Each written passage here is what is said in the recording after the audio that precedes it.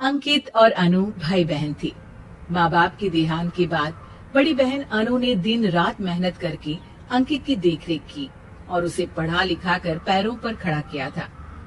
दोनों भाई बहन खुशी खुशी रह रहे थे। एक दिन, दीदी मुझे जॉब मिल गई है। अरे वाह भैया, तेरी मेहनत सफल हुई। मेरी मेहनत नहीं दीदी, आपकी मेहनत। अगर पापा के निधन के बाद मेरी जिम्मेदारी आप न उठाती तो ये सब नहीं हो पाता। मेरी सफलता सिर्फ आपके बलिदान की वजह से है दीदी। कुछ महीनों बाद अंकित की शादी सीमा से हुई। सीमा बड़ी ही चालाकी से अनु से मीठा मीठा बोलकर घर का सारा काम करवा लेती थी और खुद अंकित के साथ घूमा फिरा करती थी।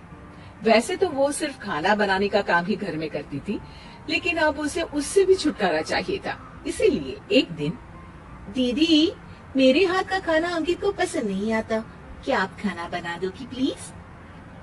अरे हाँ हाँ, ये भी कोई कहने की बात है, जरूर। सीमा इस बात से मन ही मन बड़ा खुश होती है और अगले दिन के झाड़ू पोछे के काम से छुटकारा पाने के लिए एक और तरकीब लड़ाती है। हॉल में जोर जोर से कराहने लगती है। उसकी कराहने की आवाज सुनकर अनु हॉल में भागती हुई आती है। क्या हुआ सीमा? दीदी लगता है मेरी कमर अकड़ गई है। वो क्या है ना, मुझे झाड़ू पोछा करने की आदत नहीं है ना। मेरी मम्मी पापा ने मुझसे कभी ये काम नहीं करवाया। अरे कोई बात नहीं, झाड़ू पोछा ही तो है, मैं कर लिया करूंगी। ऐसे ही धीरे धीरे सीमा ने घर के सारे कामों का बोझ अनु पर डाल दिया। घर का सारा काम अनु करती थी, फिर भी सीमा को अनु से छुटकारा चाहिए था। इसलिए एक दिन वो अंकित के ऑफिस से लौटने से ठीक पहले ढेर सारे कपड़े लेकर धोने का नाटक करने बैठ जाती है। अरे सीमा, इतने कपड़े?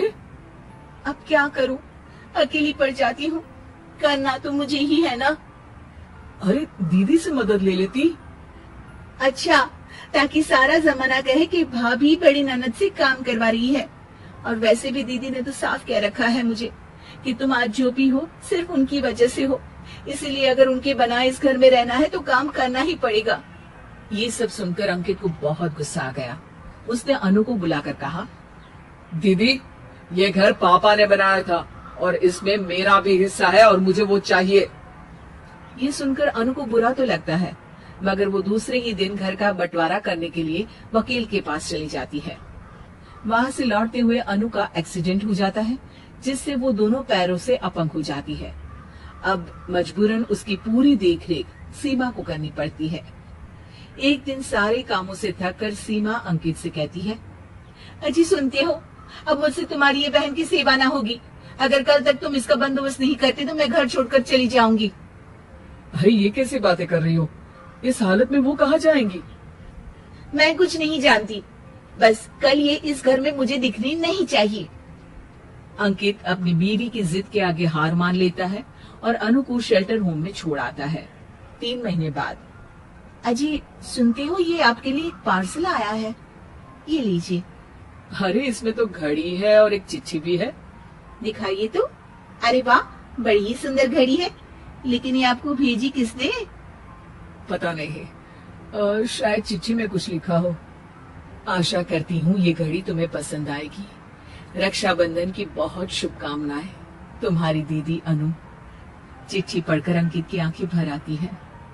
मैं दीदी को लेने जा रहा हूँ सीमा। अरे घड़ी भेज तो दी उन्होंने, अब क्यों जाना उनके पास? देखा सीमा, दीदी हमसे दूर जाकर भी हमारे बारे में ही सोचती है और एक हम है जो उनकी सेवा से बचने के लिए उन्हें शेल्टर होम छोड़ा है। तुम्हारी बातों में आकर मुझसे ये क्या पाप हो गया? मैं जा रहा हूँ दीदी को लेने और जब मैं वापस आऊँ तो तुम मुझे हमारे घर में मत दिखना। इतना कहकर अंकित अनु को लेने निकल जाता है। वहाँ पहुंचकर, दीदी मुझे माफ कर दो, मैं तुम्हें लेने आया हूँ। भाई आज तो राखी है, आज तो मैं मना कर भी नहीं सकती। दोनों घर पहुंचते हैं। अरे सीमा, तुम अभी तक यहीं हो? निकल जाओ इस घर से। अरे वाह अंकित, फिर वही गलती कर रहे हो तुम। सीमा, तुम कहीं नहीं जाओगी। दीदी मुझे माफ कर दो, मुझसे गलती हो गई। सीमा, आज ये समय माफी मांगने का नहीं है, राखी की तैयारी करने का है। चलो तैयार हो जाओ, तुम्हारे भैया के घर भी तो जाना है ना। ये सुन सीमा अनु के गले लग जाती है